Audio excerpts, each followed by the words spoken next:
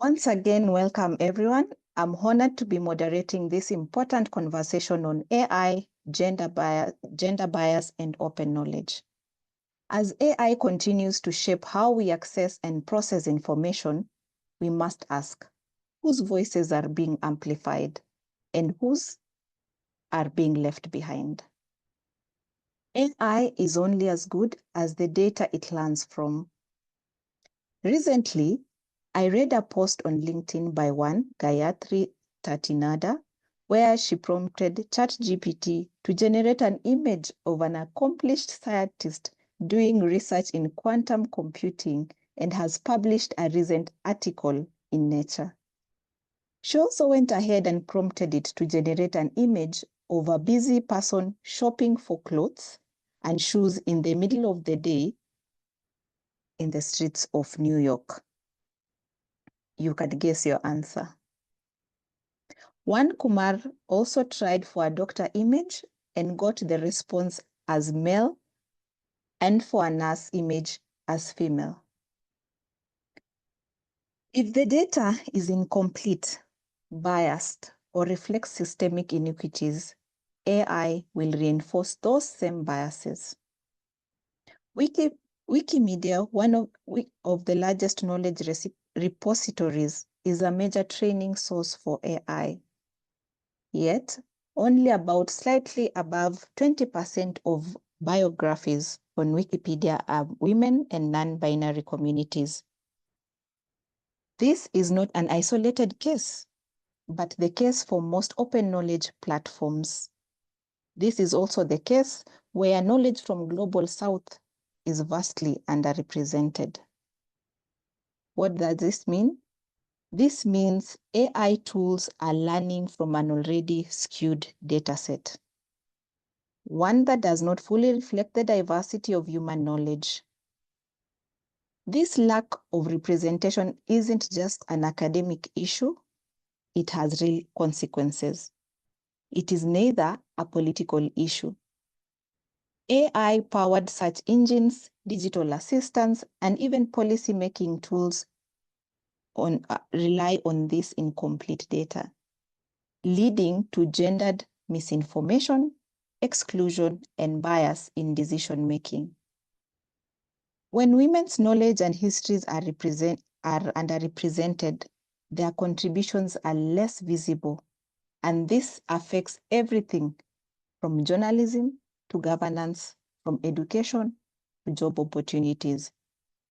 So why does this conversation matter today, specifically this webinar? This session is about exploring solutions. How do we challenge these biases? How can Wikimedia contributors and other open knowledge stakeholders, policymakers, activists, and AI developers work together to close these gender gaps and ensure more ethical, inclusive AI systems? Our incredible panelists today bring expertise in feminist digital rights, open knowledge, ethical AI, and governance. And together, during this session, we'll explore strategies for a future where AI amplifies equity rather than reinforcing discrimination. So just to give you a brief of how this conversation will go,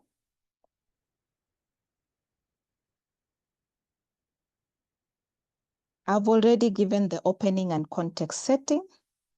The next round will be panel discussions where we'll be having thematic rounds where we're going to have our panelists. Round one, we're going to understand the problem that is AI and gender bias in open knowledge. The second round, we're going to discuss about approaches and solutions, that is ethical AI and inclusive data governance. And the third round, we are going to be talking about strengthening collaboration and policy for ethical AI. We're also going to leave ample time for the audience to ask questions and allow you to explore with us possible solutions. So I'm going to briefly introduce my panel today.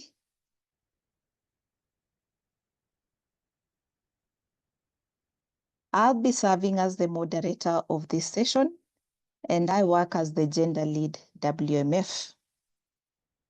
So Beverly, kindly move to the next slide, please. So these are the faces of the people who are going to be in this session. We have Winnie, we have Tigis, we have Zinnia, we have Sandra. Next slide, please. So I'm going to go ahead and introduce Winnie, who's our Movement Communication Specialist Africa at WMF. Winnie is a journalist and communication specialist, passionate about empowering young people through media and information literacy, with the goal to equip women and youth with the skills to navigate the digital space, combat misinformation, and leverage media for positive change. Winnie founded Wikimedia User Group Kenya, a community-driven initiative committed to championing free knowledge and bridging gender content gaps on Wikimedia.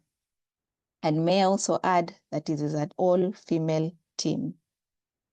Through this community, she has mentored other female volunteers in leadership and played a key role in promoting digital inclusivity and expanding access to reliable information about women on Wikimedia.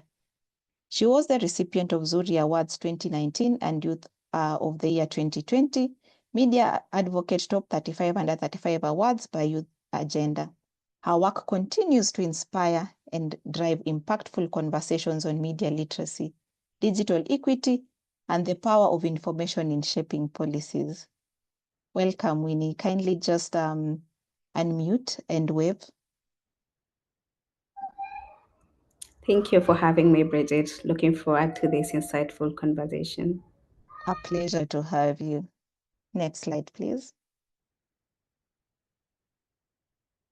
Today, we also have the honor to have Tigis Hussein, PhD, who's the Women's Rights Program Research Lead at APC. She works in the Women's Rights Program at the Association of Progressive Communication. She is the research lead and coordinator for the Feminist Internet Research Network project. She is also a CCNY postdoctoral research fellow at UMA, Department of Humanities at the University of Cape Town. Our ongoing research explores a digital Pan-African network of feminist digital activism for social justice across the continent. Her scholarly and advocacy work recently shifted to understanding the ethical implication of artificial intelligence from a decolonial feminist and Pan-African perspective. We are glad to have you here. Kindly just open your camera and wave.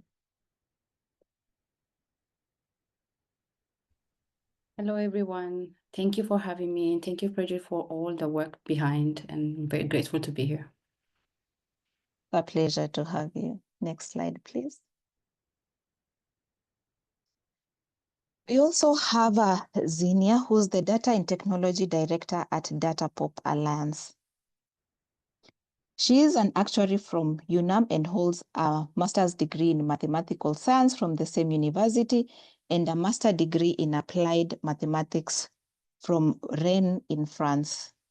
She obtained an MBA from Rennes School of Business in 2019.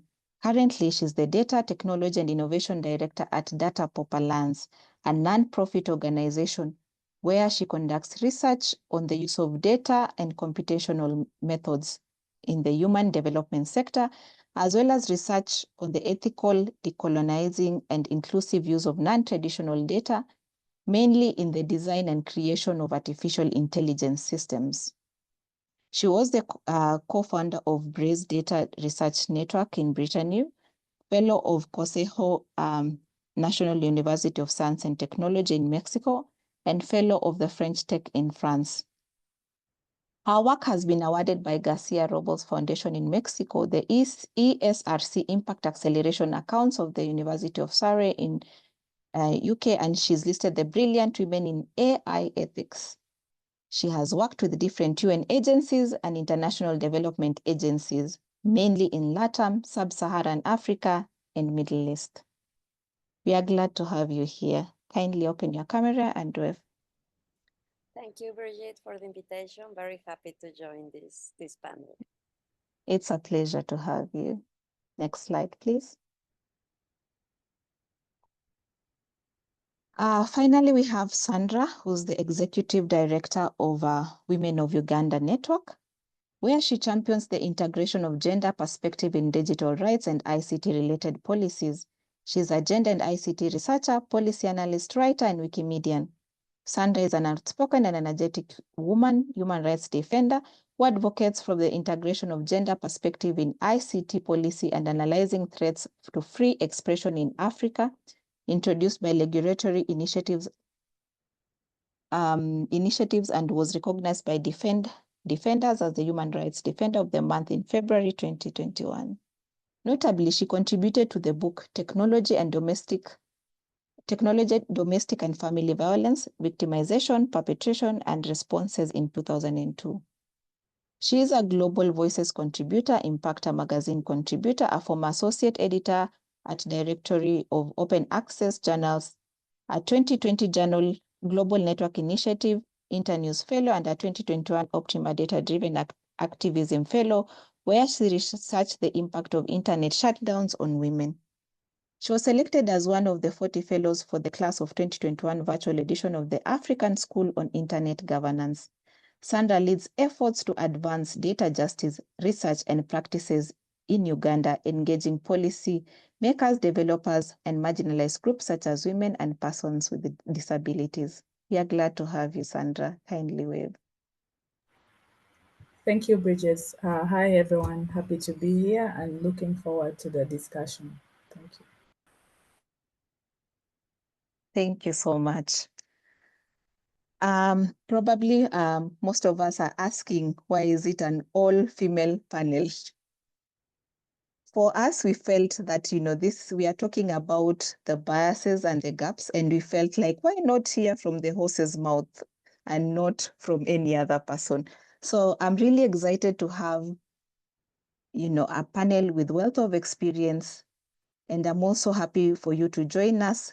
Post your questions in the Q&A chat box, and we'll be able to answer later. So I'm going to kick off the panel session starting with the first round. So during my introduction, I said that AI is only as good as the data it learns from. If the data reflects gender bias, AI will. So in this round, we ask ourselves, what are the biggest risks marginalized communities face when AI models are trained on gender-biased data? So I'm just going to hand over to Tigist and ask her, how has feminist digital activism exposed these biases? Thank you. I was hoping that I would not be the person who will be responding this question. Anyway. So I think from my perspective, and I have already communicated with Bridget saying that I'm not an expert on the topic. I'm also trying to figure out what this is. But having said that, for me, it is, I think we need to start claiming AI as a powerful tool contributing to reproducing and oppressive systems. It is a geopolitical tool used to colonize resources and allow concentrations of wealth and knowledge in a particular place only. There is a stark difference in the power that are not only reflected in the biases of the data that we see, but also the underlying purpose of this data in terms of creating an operational systems, which will then continue in the extensions of colonialism and imperialism as we know it. But recently, I always get into a place where I am invested in and thinking about is that we are also learning about how deadly AI can be too. Specifically in the network that I am running, Feminist Internet Research Network, we are trying to build a data and evidence that will help us to understand and rethink technology-facilitated violence. And our purpose here is to actually explore and understand the impact of AI and militarizations in war and genocide and conflict areas.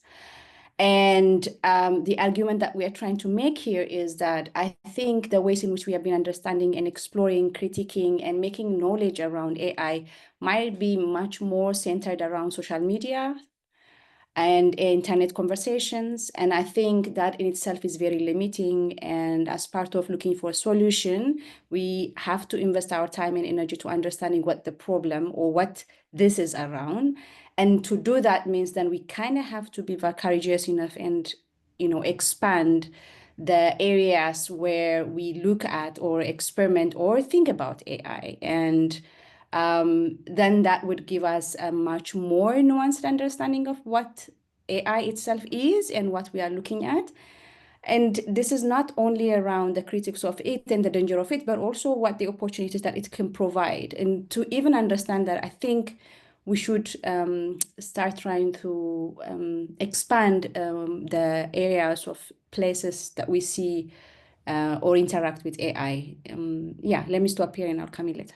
Thank you. Thank you so much. I think we must all acknowledge that all of us are also learning. This is a new space for all of us. And probably this is what the world needs from us right now. So thank you so much for your insights. So I'm going to go ahead and ask Zinnia, what role does data governance frameworks play in ensuring AI is more inclusive? Yeah, sure. Thank you, Brigitte, for this question. And I think that is one of the key questions that we can go as a community, of course, and of course as a feminist community, is first of all to promote data diversity and representativeness. The problem that we have an historical gap of gender data, of women data in general, especially, for example, nowadays in image. There is still a big gap when we look at Google search of any image about, I don't know, a CEO. We will check directly that the Google system will give us a white man. And this is because it's the most part of the image we have been very biased, right? So we need to promote this data diversity and representativeness. In this case, for example, I know that Wikipedia, you have a really insightful activity to push all the woman around the different information of different subjects, right? Then, of course, ensure consent, privacy, and data sovereignty with ethical standards. In that case, that we can impulse this to decolonialize this data, for example, and to avoid stereotypes, mitigate bias and harm. This is more related to the development teams. That there's a lot of things to do there. There's now a lot of companies, including OpenAI, for example, Gemini, or Facebook, or Llama. They have a lot of ways to try to mitigate this bias through algorithms and through technology. Embedding accountability and transparency. This is quiet. Of course, in all the regulation around the world, they ask for this part, but this is quite challenging in terms of doing through the technologies, because nowadays, for example, the last model that we are using a lot and that this democratize a lot of AI is LLMs. So this one of generative artificial intelligence. And of course, it's very difficult to account out to have an accountability and transparency of this type of algorithms. So this is a very challenging part that we need to create from the academic side or from the development teams. Another important is encourage participation and community oversight, like these panels, for example, to pass the word of what is happening inside the AI and encourage for example, if we are using and we see that ChatGPT has a bias, maybe write them directly or try to push this through, I don't know, through the press or something, and most of the cases, not always, but in most of the cases, these companies try to be more emphatic with the community and try to improve the results, right? Support intersectional and context-aware AI design. So this is very important, especially from the development teams, to have this diversity inside the teams, because if you have this diversity, the moment that you design the AI system, all the persons want to be represented inside this AI design. So this is very, very important to try to have a diverse team when you are working with AI. And of course, align AI with human rights and development goals. There's a lot of bibliography, regulations, frameworks, international frameworks that you can use to align all your models. And that's all from my side. Thank you so much for that insightful feedback. Sandra, you have wealth of experience in working with grassroots organizations. How can grassroots organizations challenge biases in AI-driven systems? Thank you so much, Bridget, for that question, and thanks, Tigis, and also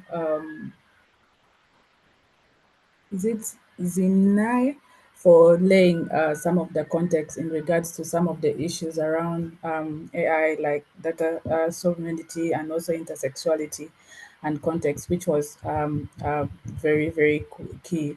So, Bridget, could you come again on the question? How can grassroots organizations challenge biases in AI-driven systems?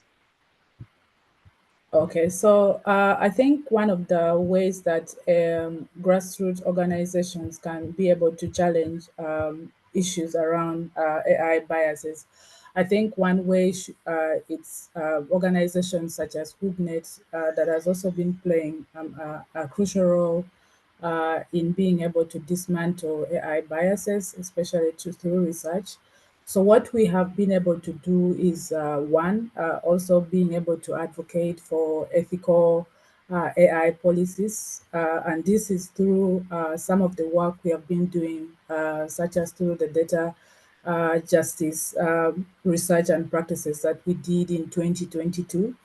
And we were able to engage policymakers and also marginalized communities and the tech developers themselves to ensure that the AI governance, first of all, prioritizes fairness, prioritizes inclusivity, and some of the principles or the pillars of data justice that we felt was very important, even though we are collecting research, we were able to also sort of collect data, but also raise awareness on some of the key pillars of data justice, such as access, participation, identity, that is very key for our work, and also equity, the power and the participation work. And also recently, we also was able to convene women in politics and journalists through the gender disinformation work that actually is being funded by APC. Happy to see Tigis here. So we were able to conduct a number of how gender disinformation manifests, but also use this data to use it to train. One of the recommendation was they needed training on digital safety and security. So we're able to do that, and also train them on how to identify AI biases, but how to also keep safe online and identify the difference between AI generated images and also content and all that. But also, we have also been able to do a number of community-led initiatives, such as being able to create gender inclusive data sets to counter attack biases in AI training. And we use some of the approaches, such as the feminist principle of the internet that has been designed by APC, but also the gender and evaluation methodology to ensure that gender inclusive data sets are there, but also very much doing partnership with digital rights organizations to demand for transparency from tech companies on AI decision making. And we belong to several networks. The Women's Rights Online Network that is currently being led by Digital Action. And we, as part of the Digital Action Coalition under campaign that they're doing currently called the Global Coalition for Tech Justice, protecting people and also election from big tech arms. So some of those work really shape how we are able to also ensure that grassroots organizations challenge biases. And also recently we joined a coalition called the Coalition for Independent Technology Research, where they're building a coalition of independent academics, journalists, and civil society organization, community scientists to communicate and also who are committed to advocating for and also defending independent research on technology's impact on society. So some of this initiative, like Tiki say, are some of the things we are learning. And with learning, I think we'll get better on how best we can ensure that grassroots organization can also defend, advocate against gender bias AI trained. And then, as I said before, so capacity building is very key, AI literacy and equipping them on how to identify and challenge these systems. So that is how we have been able to do as Women of Uganda Network in partnership with networks that we belong to. Thank you. Thank you so much, Sandra. It's amazing to hear how our work intersects even with people in this panel. And also it's amazing to just hear how grassroots organizations are in their small way coming together to fight this bias. So the next person I'm going to invite is Winnie. Winnie, based on your work in Wikimedia, what challenges exist in ensuring more inclusive representation in open knowledge spaces?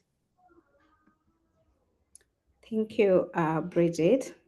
I think there wouldn't be a better way to respond to that question than by starting with sharing some interesting statistics. So, based on data from the Wikimedia Foundation, only less than 20% of biographies on English Wikipedia are about women. And also, women make up only about 15 to 20% of all Wikipedia editors. So this basically reflects a huge, not just the content gap in terms of coverage, but also as knowledge sharers. And this is a reflection of the systematic bias we've had and challenges in media, equitable media coverage. So to understand how Wikipedia works, Wikipedia is an aggregator of information. And so it relies on multiple verifiable and published sources for any information that is curated there.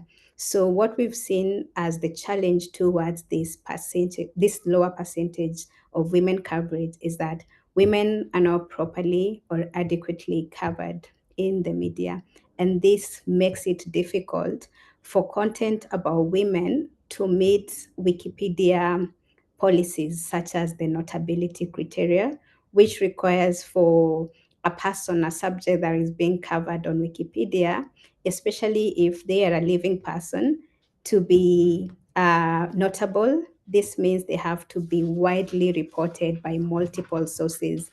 And this is one of the major challenges that have actually contributed to this in open knowledge platforms and by and large reflected on AI data biases as well, because then AI will rely on content that is on Wikipedia, and already if this gap is there, it continues to be amplified. Yeah. Thank you so much, Winnie, and thank you for the work you're doing in closing gender gaps in the open knowledge space. So we've talked about the problem from digital activism to governance frameworks, grassroots efforts, and we've seen how systemic bias affects AI. So in our next round, you're going to explore the solutions. When I started the session, I mentioned about people prompting ChatGPT and the images that they were getting. So it leads us to my second round. How can AI systems be designed and governed to promote gender equity rather than reinforce existing biases? So I'm gonna go back and also start with Tigist and ask, how can gender responsive governance framework shape ethical AI?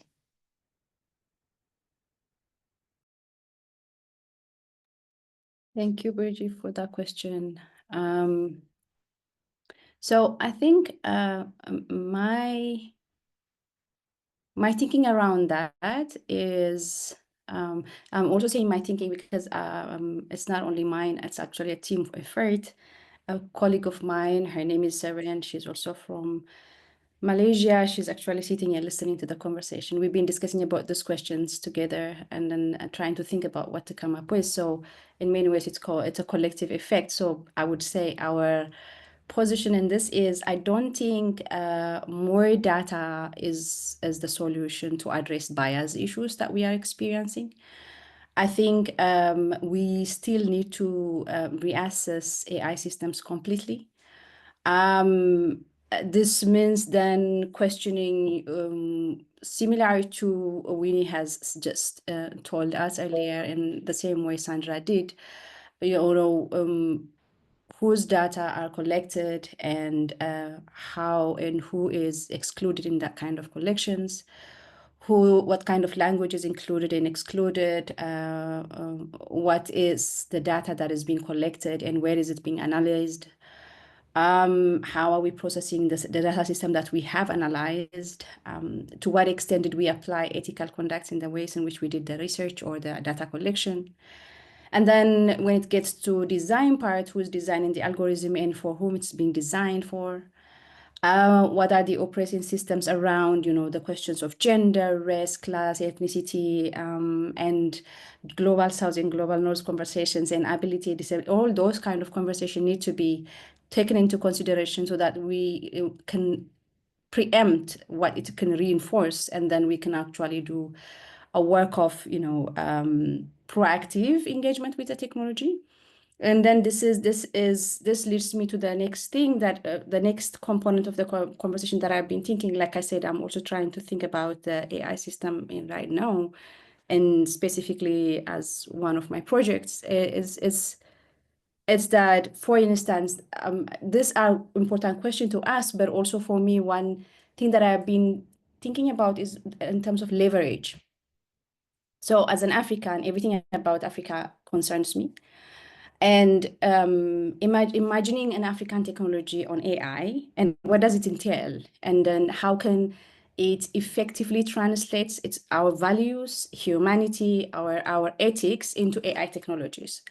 And so that specific question kind of reflect back to the conversation, like there is something about ready-madeness of the AI technology that we are being accustomed to, as in to say technology is designed and produced in the North, and then the global South seem to be the consumer of it, hence the critique of the technology, where it's not true. Actually, there are upcoming and amazing technology that is being designed in the African continent too.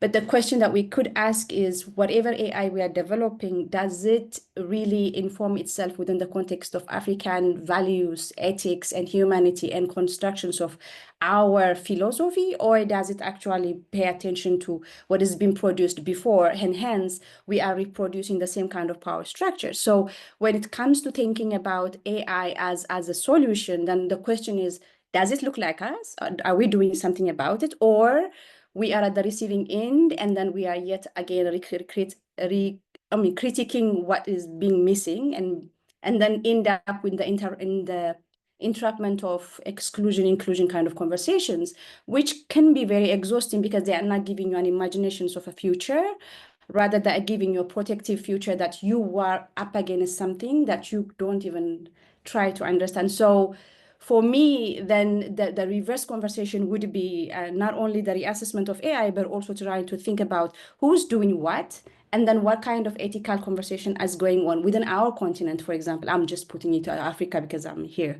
And then to think about what is our principle being reflected here, so then we can understand the leverage of it. So if other ethical practices are training AI, why not African ethical practices training AI? Like what is there that is not being, taken into consideration? So that would be an important question I would ask, and I am asking actually right now. Thank you.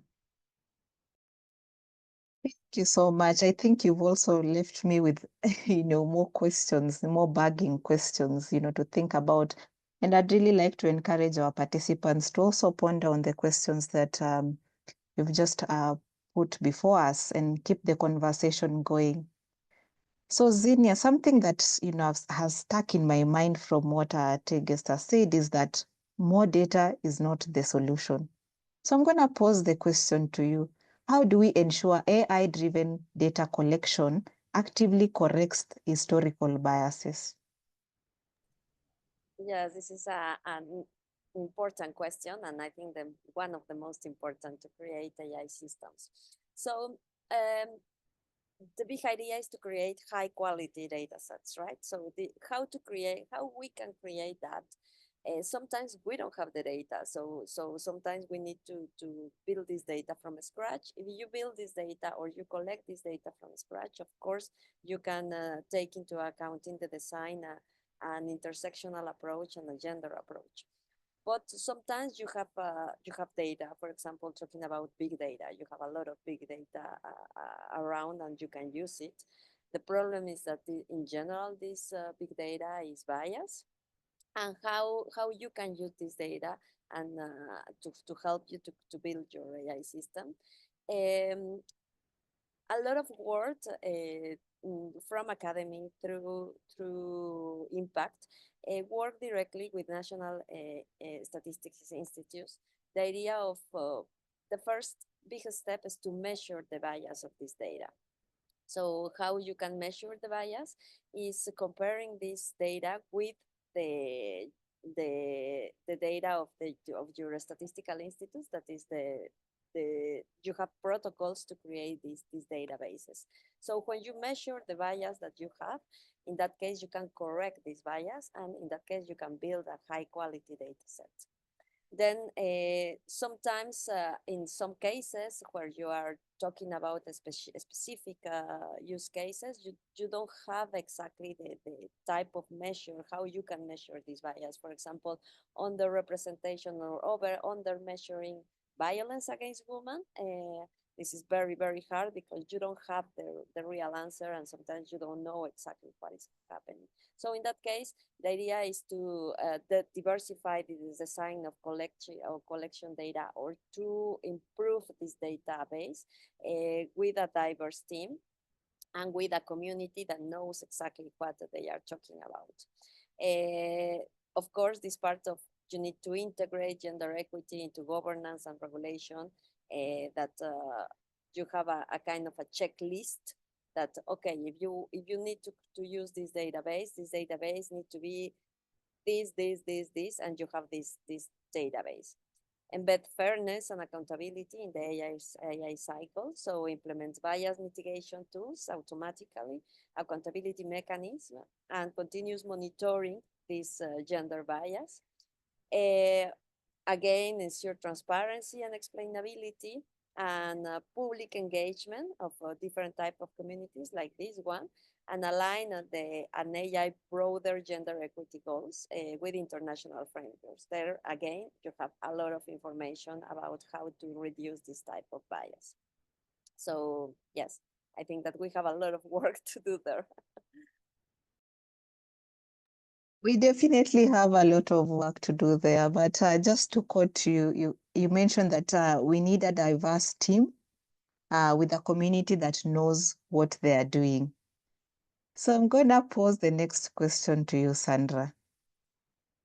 We are all doing something from different parts of the world, trying, to fight the bias in AI.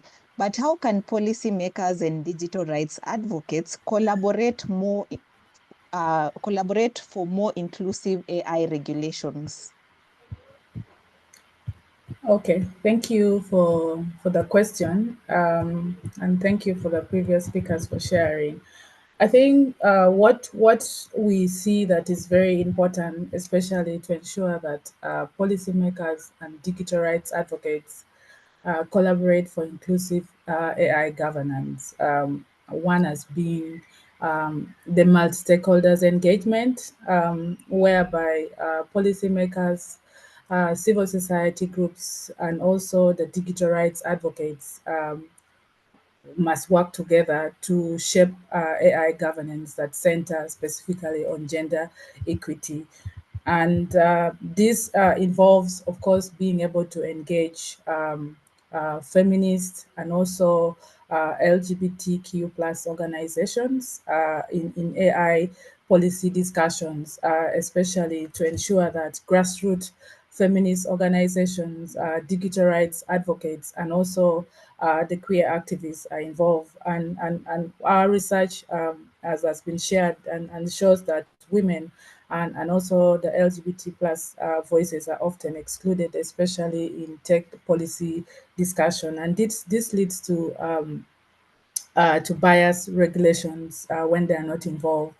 Another aspect also is being able to create gender responsive AI policies, ensuring that policies require companies to conduct gender impact assessment before deploying the tools. We want these things to look like us Africans. So how can we do that? And also, governments should also include incentives development of AI solutions that promote gender equality, such as AI bias-free hiring platforms and also inclusive education tools, because education is to school is key. And then also I want to talk about the aspect of strengthening data protection laws. For the case of Uganda, we have the Data Protection and Privacy Act of 2019. And also we were able to review this in line with the African Union Data Protection Framework 2022. So this provides a very good foundation for AI governance, but they must be expanded to address AI-driven discrimination, by ensuring that we improve AI-specific regulations. And you see that the current frameworks do not explicitly regulate AI biases, and this leaves the room for discrimination. And also policymakers ensuring that they introduce AI ethics guidance, especially for Africa, mandating that AI system must undergo fairness audits, because fairness is key in being able to ensure that there's gender inclusiveness. And then there was also the aspect of data sovereignty, and that was talked about. And I think data governance laws must ensure that African women and marginalized communities have control over how their data is collected and used. And this involves being able to have frameworks, but also the AI-driven surveillance programs. For the case of Uganda, we have the Uganda's facial recognitions project, and this has really disappropriately impacted women and marginalized communities. And then the advocacy for corporate accountability is also very key. How do we ensure that tech companies are held accountable for algorithm discrimination, and also how do we require them to adopt AI inclusive AI principles? So transparency reports is very key. Algorithm audits is key. Being able to identify what are the legal consequences for misuse of AI is very key. And this involves being able to impose governments imposing penalties on companies that fail to mitigate gender inclusive biases in their AI systems. And for example, if an AI hiring platform unfairly discriminates against women, and legal action should be taken seriously. And again, awareness is very key. How do we invest in awareness and also literacy for women and marginalized communities? How do we support AI and gender research, which is also very key? And I also want to stop by saying that we need to ensure that research is really needed on how AI impacts gender equality in Africa at large, because there's a lot of misrepresentation of African women. And if possible, policymakers could also see how to fund feminist tech research that guide AI policy reform. And I know that Tig is here as an expert in regards to feminist tech research. Yeah, thank you. You so much, Sandra, and thank you for giving us, classic case study examples from Uganda on how collaboration can actually work. So, Winnie, we've heard clearly from the discussions that AI is as good as data it learns from. And Wikipedia is one of the biggest platform that AI is trained on. So I'm just going to pose the question to you. How can Wikipedia editors and volunteers contribute to making AI training data more inclusive and representative? That's a timely question, Bridget. Since we've, painted a picture of the challenges that they exist on Wikipedia and other projects, it's also good to acknowledge actually the efforts that Wikimedians are putting in to close these gender gaps. So there are different campaigns that have been put in place that are just gender oriented, that are aimed at enhancing or helping towards closing these gender gaps and representation of women and other marginalized groups on Wikipedia and other sister projects such as Wikidata. So in the Wikimedia movement, we have specific initiatives such as the Wiki Quotes and the She Said campaign. That's almost a tongue twister. She Said campaign, Art and Feminism, Women in Red. And Women in Red is just one of those gendered initiatives that I really like, that is just easy for any editor, whether you're new or experienced. So in all the major Wikipedia articles, where there's a mention of a woman who is notable enough and needs to be written about, those links are actually listed in red. And then it becomes more of a catalog where other editors are able to go and just create articles on those red links and turn them to blue. So, because when something is on a red link on Wikipedia, it means it doesn't have a page, but when it's in blue or black, then it exists. There's also Wiki Loves Women, and I've really seen, especially the African female Wikimedians do a really great job in helping shrink these content gaps. So I just want to acknowledge the efforts that are going towards them. And what we've also seen is a ripple effect. When we have more women contributors joining the movement and becoming editors, they are more likely to write about fellow women. So this has really been a great observation to see. We've also seen communities, not just limited to women, but other affiliate Wikimedia groups from across Africa, localize the content that we have on Wikipedia. I know a lot of us consume information on English Wikipedia, but right now we have a lot of local language wikis. And because historically, because of the historical notability biases on guidelines that I've shared, when these local language wikis are also coming in, some of them are coming up with their own policies on how to govern content. And these are seen to really great projects such as the documentation of oral history, which is being undertaken by Wikimedia Nigeria, which has really been great because, as we know, a lot of our history, our data as Africans has been oral. And so a lot of it is missing in the digital spaces because it is not in written formats. So I just wanted to acknowledge first to respond to your questions, Bridget, what editors can do. But I thought it would really be great now that this is also the month where we are celebrating women to showcase really the efforts that are going on within the wiki ecosystem to close these content gaps. Is there more that we can still do? Definitely, yes, there is.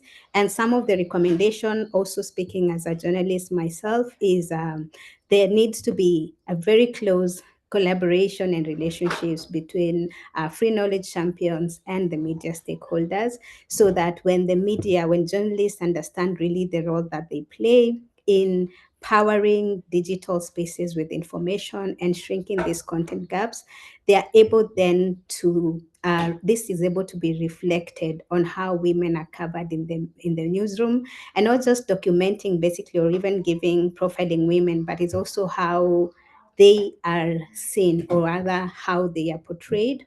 In the Wikimedia space, a project such as Wikidata, which those who are not Wikimedians may not also know much about. It's one of the platforms that is really used by AI because it's more of a structured database. So how Wikimedia editors can enhance coverage and the quality of coverage in terms of women and other marginalized groups is ensuring working on the how we categorize things on Wikidata. If it's, for example, Bridget, and she's a great gender advocate or a scientist, let that name of the scientist or leader be reflected in that category, so that if AI is speaking stuff online, she's not just speaking female just on the virtue of the gender, but also on all the other attributes that really make these women great. So those are some of the things that we are doing, and I believe it's a step in the right direction towards shrinking the digital gender gaps. Back to you, Bridget. Thank you so much, Winnie, for those insights. And I can attest that indeed in Wikipedia, we are doing all we can to close the gender gaps. It's one of our priorities. So we've talked about the problems, we've talked about solutions. For this final round, we are going to talk about strengthening collaboration and policy for ethical AI. So from our conversations, I think I'll be right to say real change happens when diverse movements collaborate. Even from our panel today, we all come from diverse backgrounds, different organizations.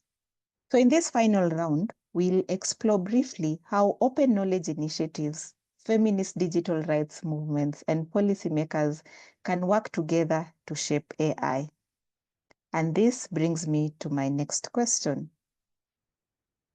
So, Tigist, how can feminist digital rights movement work with open knowledge advocates like Winnie to challenge AI biases? Thank you for that question.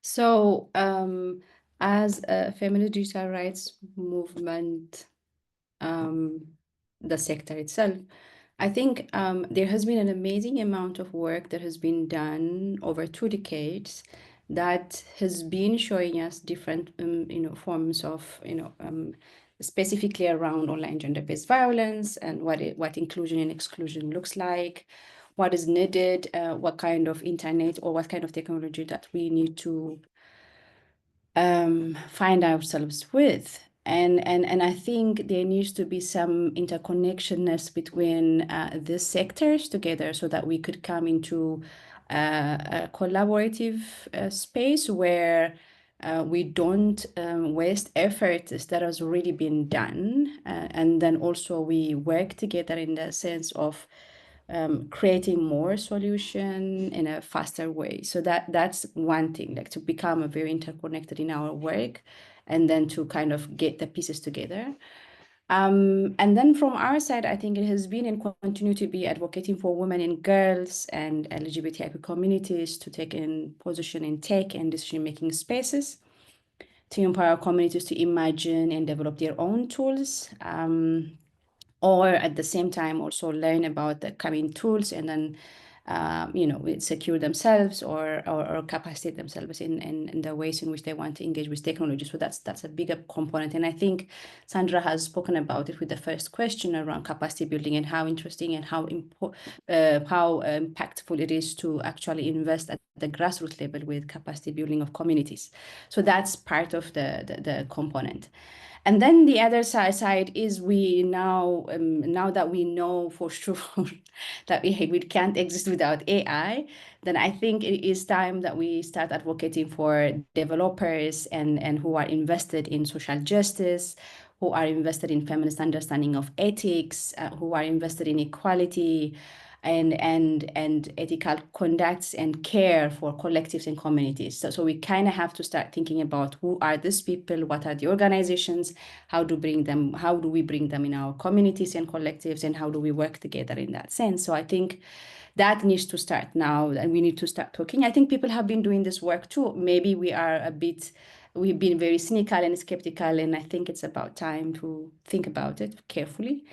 And then to also advocates from investors side and those organizations such as APC who are in a position of, in some ways power to kind of have a conversation with donors and donor advocates to start thinking about technological innovation led by Global South instead of, enforcing AI development projects that are, oftentimes unsuitable to our local and regional context. And so to do also side by side, not only figuring out who's doing what, but also like how do we help in a way that we can, because I know for a fact that developers are underfunded in many places, unless otherwise they are attached to the big players.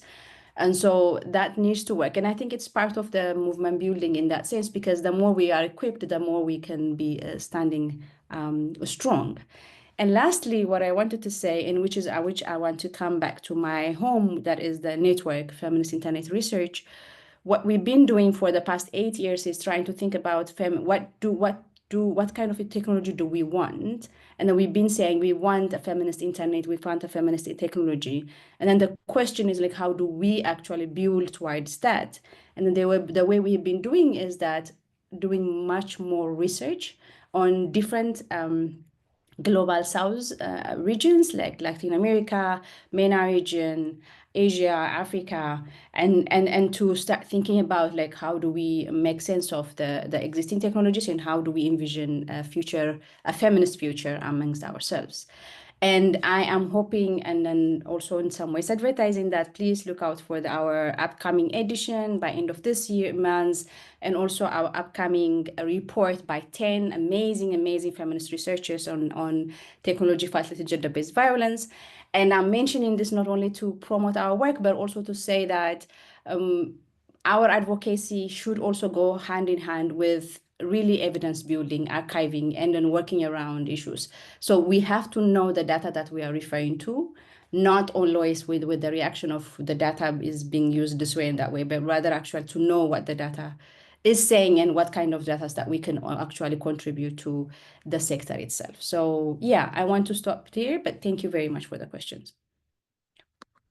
Thank you too for those insights. And clearly AI is here to stay. So how do we build towards a feminist technology? Zinia, Tigist earlier mentioned that more data is not the solution. And then initially you spoke about, we need diverse teams to work together in communities that know what they are doing. So I'm going to pose the question to you. How can partnerships between open knowledge platforms and data science communities drive ethical AI innovation? Yes, thank you for this question, Brigitte. I think that we can divide these partnerships by the different sectors or the different leadings writing all these parts, leading all these parts of bias and gender and AI, inclusive AI. So the first one, and one of the most important, is the government. So inside the government, of course, the idea is to convene the multi-sectoral advisory councils. And in this sense, I think that a technical representativeness inside the government decisions, the AI policies decision is very insightful.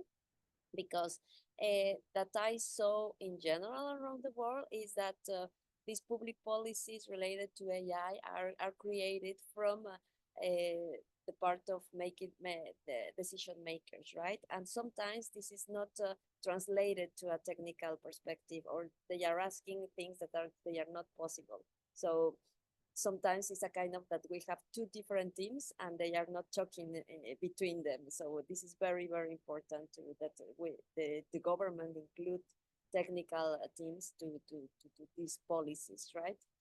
Then, of course, academia need to be more related with these technical data science teams, integrating gender studies, ethics, intersectionally, etc., and testing directly in the technologies, or creating open source tools, frameworks, and data sets, for example, like this one of Wikipedia, and that the data science teams can use these open source tools. Then, of course, the private sector. I think that in the private sector, we have the most important creation of or artificial intelligence system. So, of course, we need to be with their, it's part of the center of this discussion, and we need to have a partnership with them to create inclusive AI systems. Then inside the civil society, for example, this type of workshop or online shops that are open and that can give us a high level idea of what are the risks of problems, etc., etc. So each one of the participants right now, they have a lot of idea of what we are working on and what are the risks and how they can feel and help in this work. Of course, international organizations around the world, they set norms and foster global dialogue. And well, the summary is strategies for cross-sector collaboration and with all the disciplines inside it. And we can't leave sectors or disciplines outside of these decisions. So it's very, very important that all these policies, regulations, challenge, we can do it together and not each one of the teams working on their side. Thank you so much for those insights. For sure, coordination and collaboration, I feel, is usually the key to so many things, like, opening up so many things. So thank you so much for the wonderful insights. Sandra, you previously shared with us how grassroots organizations work together. You gave us, a good classic example of Uganda having, policy regulations embedding each other and just things happening at the policy level. So my question to you would be, what role should policymakers play in ensuring AI regulation center marginalized voices? Okay, thank you so much for the question, Bridget. I think before going to that question, I think it's very important that I could highlight that there are some of the very insightful examples of multi-stakeholders AI governance models, and one of it actually that really I like is the feminist principle of the internet, and this was created by APC, Association for Progressive Communication, which is a set of principles that apply a gender justice lens to internet governance, and also it's been very influential in shaping not just AI policy discussions, but also issues around privacy, access, and freedom of expression. So this principle has been used in many grassroots organizations, such as WookNet, and across Africa, Latin America. And also one that I like so much also is the one for UNICEF, which they currently also put an AI for children policy guidelines. So they actually organized a webinar on Safer Internet Day that I felt that was very key on how to focus specifically on protecting children's rights in AI development, and also emphasizing the need to consider gender disparity in AI systems. So I thought I could share that, and I feel that this initiative for UNICEF focusing on children is a good initiative that provide guidelines, especially to governments and tech companies and civil society organizations, how to create AI systems that protect vulnerable children. And since we can't run away from AI, I think it's important that we start focusing right from a younger age to when the children are now growing up. And I think they'll be the future generation to take up spaces that we are holding now. So I'll go back to the question that you asked me. I think one of it is, first of all, the AI governance really must be rooted in gender justice and digital rights frameworks. And I think policymakers really play a very critical role in ensuring that gender responsive laws require gender impact assessments before AI tools are deployed in sectors such as hiring, finance, and also law enforcement, but also strengthening AI regulations within the Data Protection Act to address algorithm discrimination is also key. And then also developing national AI ethics that aligns with our intersectionality, with our context is very key. And this also should align very specifically, like that was shared with the human rights and the feminist digital principles. And very happy that principles such as the digital development principle of digital development has also integrated something around inclusion, and then also being able to protect data privacy for women and LGBTQ communities is key, ensuring that we enforce stronger data protection laws that prevent AI-driven surveillance. I've seen Angela from Article 19 on the call. We're trying to do something around surveillance. So shout out to Angela and also my colleagues, Esther, Christian, Irene, and also David that are on the call. So this is really work we are doing we are doing. So also issues around digital harassment and non-consensual data collection is key. And then also talking about the data protection and privacy for women, I think also regulating the facial recognitions AI, which really disappropriately misidentifies women, people of color, and other marginalized groups, such as the LGBTQ plus individuals. And then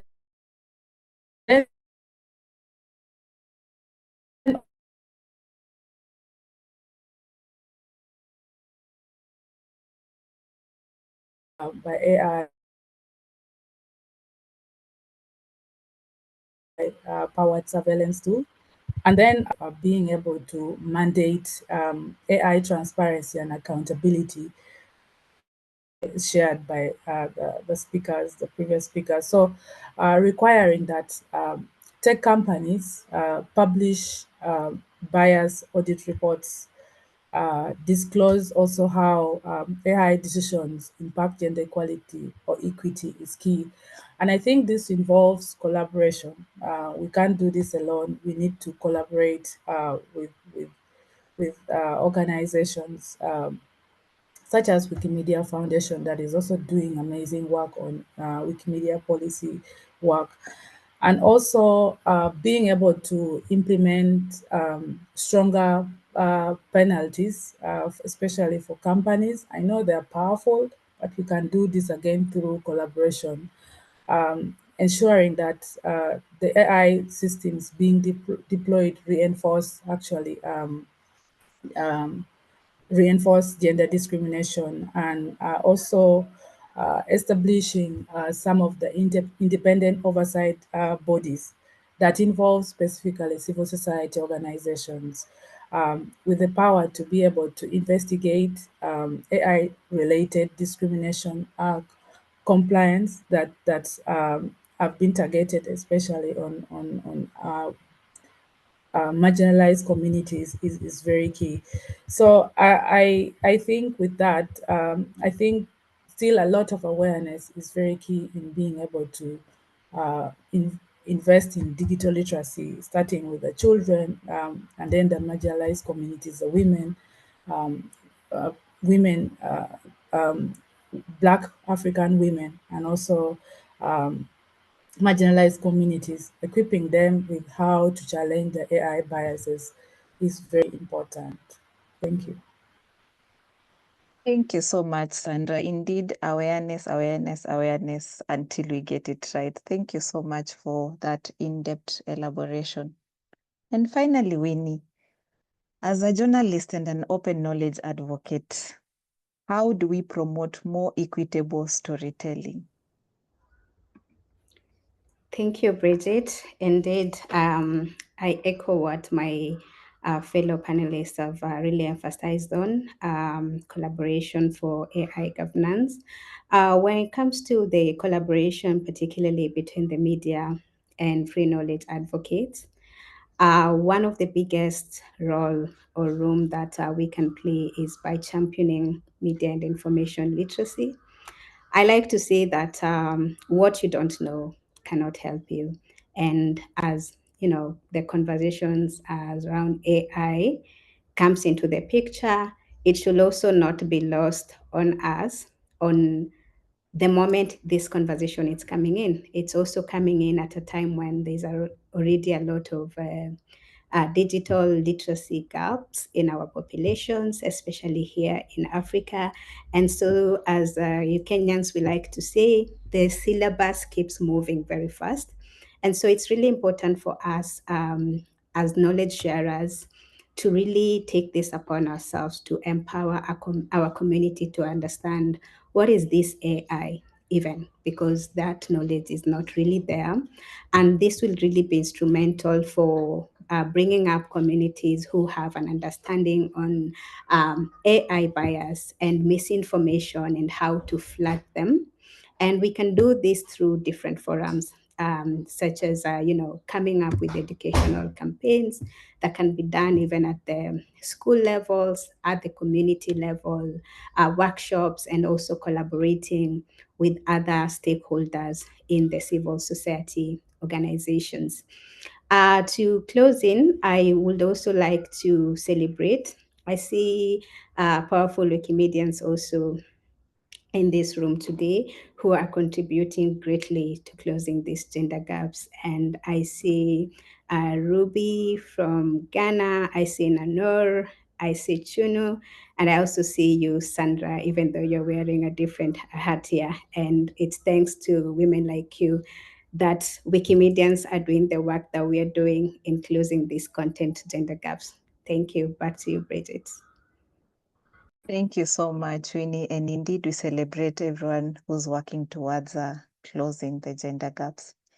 So I'd like to sincerely thank all the panel team members for the engaging and informative session. I have learned a lot. And I think my key takeaways from your conversation has been, open knowledge matters. Wikipedia and other sources shape AI training, that AI bias is not inevitable. It just reflects the knowledge we choose to create, and definitely collaboration across movements, research, and policy is essential for ethical AI. I think also one takeaway from the discussion I'll be taking is that, AI bias is not just a tech issue. It's a knowledge, policy, and justice issue. That is the final takeaway that I'm going with from. So I'm glad that you've able to articulate the 3 rounds well, and I'm going to now open the floor for our participants. So I'm going to allow our participants, with the help of my colleague Beverly, we're going to moderate this session. You can leave your comments, feedback if you need clarification from any of the speakers. It doesn't have to be a question. You can also just ask them what their organization is doing, anything that needs elaboration. So the chat box is open. You can also unmute if you want your voice heard.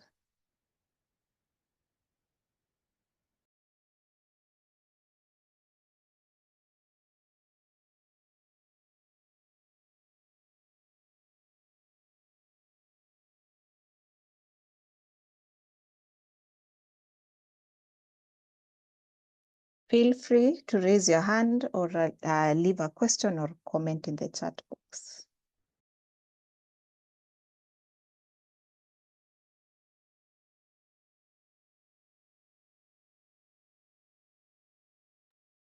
We have a question in the chat, which is, how can we get involved and offer support?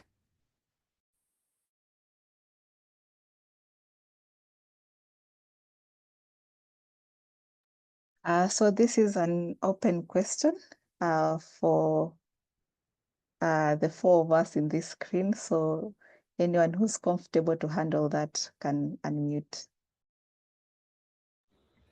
So I will respond for anyone who is curious to see how they can plug into the Wikimedia movement.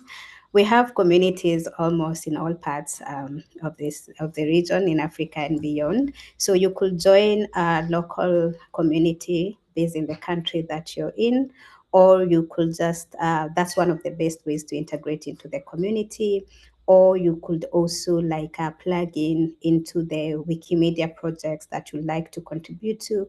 If it's Wikipedia or Wikidata, there's always spaces like your editor discussion page where you're able to engage with other editors and get tips on how you can contribute on the content.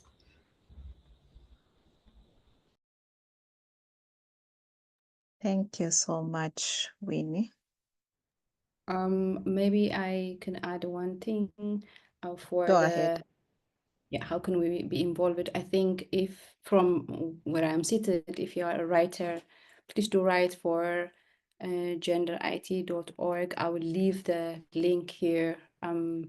We accept any form of writing. It doesn't have to be writing. It can even be poetry or illustrations, whatever that makes you have or facilitates a way to talk about AI. Please do. And also, if you are a researcher and interested in research, please join our network. We will put you in our email addresses and list, I think. And then, yeah, you get to be in conversation with interesting people who are interested in the conversations of AI or technology in general. So that would be one more. Yeah, I will share the link. If Seren is here, she would also, definitely. Thank you so much for that. I think also, Winnie, you can share any link from your end that can help people get that. So we have a specific question for Zinnia. You mentioned the need for government policies to be informed by technical teams. How can we ensure that technical expertise, particularly in data science and gender studies, is effectively integrated into AI policymaking processes at the government level? Yes, this is thank you, Brigitte, and thank you, Esther, for your question. I think that now we have a kind of different global situation than a few months ago. So before, until last year, for example, in North America or Europe, that Europe is one of the regions that has more improvement on this side. They used to have councils or groups of experts that decided together. They have different. You can see directly in the page of the European Council. You can see directly the different groups that they have talking about different matters related to technology. One of them of AI, and inside that they have open calls for experts in specific topics, issues, etc. So this is I think that this is a good model. Unfortunately, after what is happening in United States and this problematic of course United States is not more related with gender issues, and of course less in gender issues related to technology, and then Europe decided to invest in the development of technology, but leaving the part of regulation. So now Europe and North America, they are completely on hold on this part of regulation. Now is the time of other regions like Latin America, like MENA region, like Africa, to push on this side. Since, for example, in that sense, this week exactly, I was talking with a university of the University of San Diego and the University of Mexico to work together from the technical side exactly to push this part of all these topics that I talked to you about the challenge of measuring this, try to create metrics in these algorithms, try to be unbiased in these algorithms, but from the technical side. So I think that nowadays, looking for the global situation, I think that this part of academic insights is very useful to create from the technology all these challenge and to improve all these problems that we have inside the AI. So this is another way maybe, and I think that this is the time to be really an activist and to continue working. Sometimes in some regions, it's not more the case that we can do it from the government because of the global situation, but there are still a lot of sectors that we can continue working on together, of course.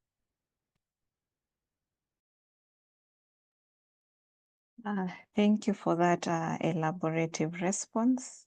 Beverly, do we have any questions?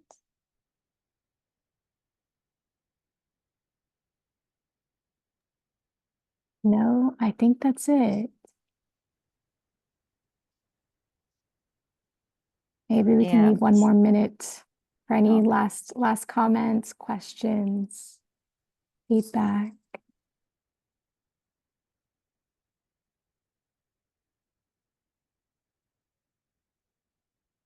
So I see a comment from Chris saying, thank you so much to the whole panel, a really interesting session. So I think the next minute, Sandra. Yeah, not a question, but I wanted to put my colleague Christian on the spot because he's very knowledgeable around AI. If he wants to share, it would be great. Anything. Thank you.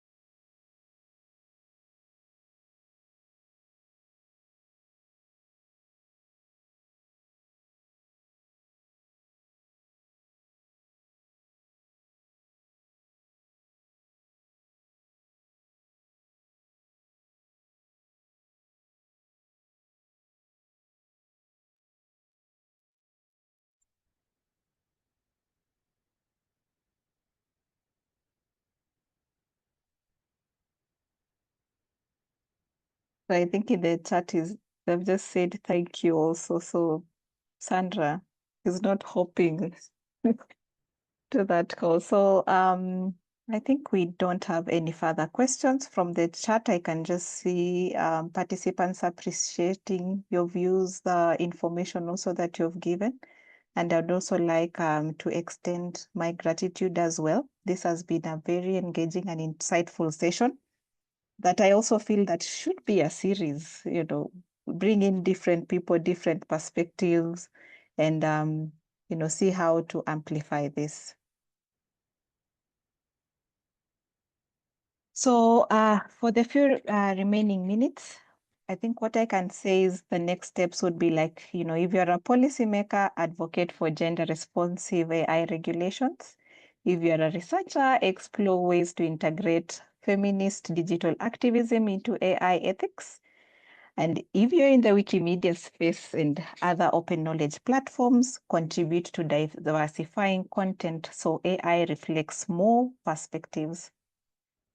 Like we have all agreed today in this call, the future of AI being shaped, the future of AI is being shaped right now. So let us ensure it reflects all of us. So thank you to our panelists and all of you for being part of this conversation. Enjoy the rest of CSW 2025. Thank you, everyone. Thank you, Thank Bridget. you, Bridget, Thank everyone. you.